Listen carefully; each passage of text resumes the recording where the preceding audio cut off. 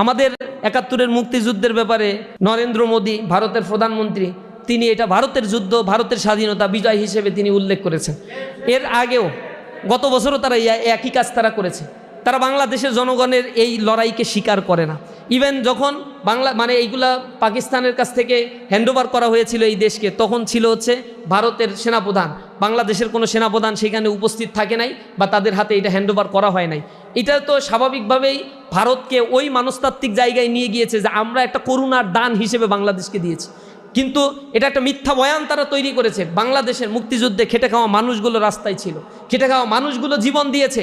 এই মানুষগুলো তাদের স্বাধীনতাকে এনে নিয়েছে, কিন্তু এই স্বাধীনতাকে বেহাত করার জন্য তারা তাদের মতো করে ষড়যন্ত্র করে দীর্ঘ সময় ধরে বাংলাদেশকে এক আধিপত্যবাদের করাল গ্রাসে নিমজ্জিত করেছে, অর্থনীতিকে কুক্ষিগত করার জন্য রাজনৈতিক বয়ান দাঁড় করিয়েছে, ইতিহাসকে মিথ্যাভাবে চিত্রায়িত করেছে এবং জাতির মধ্যে একটা বিভাজনের রাজনীতির রেখা তারা টেনে